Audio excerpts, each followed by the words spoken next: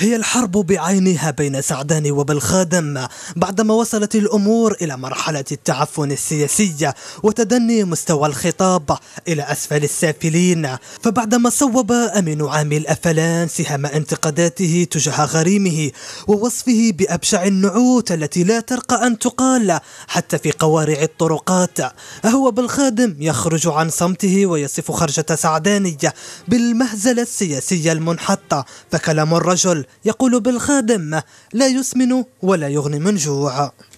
لا أنا جاوبت قلت لا. أولا أترفع عن هذا السفالة اللي، ثانيا قلت لسانه أطول من عقله.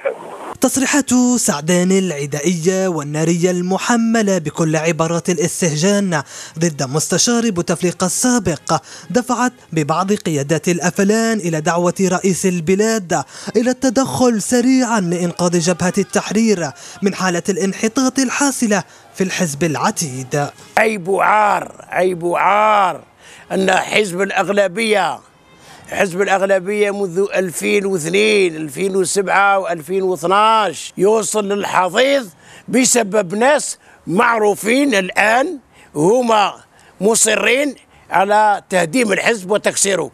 السلطة العمومية لبوار بيبليك ما يلزمش يسمحوا بتفسخ أداء الحزب. هو مشهد جديد من الصراع والتنابز السياسي والتقاذف بالتهم الخطيرة بين الرجلين، مشهد يأتي بعنوان واحد: تصفية الحسابات الشخصية في حلبة الأفلان. فحالة التخبط السياسي التي يعيشها حزب الأغلبية البرلمانية تعكس حسب كثيرين مستويات الصراع داخل دواليب السلطة وفي أعلى هرم النظام. صراع حلقة من حلقات مسلسل الصراع داخل الأفلان. بيت الأفلان مهتز دائما عمره يستقر لأنه مرتبط بالسلطة ويهتز مع أي اهتزاز في السلطة. بس هي اهتزازات يعني مش تغييرات ولا مؤشرات على مستقبل، لا غير اهتزازات. هو الأفلان الذي اقترن كثيرا بالأزمات والذي بات فيه السجال بين جماعة سعداني وخصومه على صفيح ساخن وفي أحلك المراحل التي تمر بها الجبهة بعدما تحول الحزب إلى ساحة للمعركة المفتوحة على كل السيناريوهات قبيل أسابيع قليلة من اجتماع المؤتمر العاشر. فبالخادم لا يزال يعيش على وقع الصدمة بعد طرده من مبنى الرئاسة ونزع ثقة الأمانة العامة للحزب منها قبل سنتين.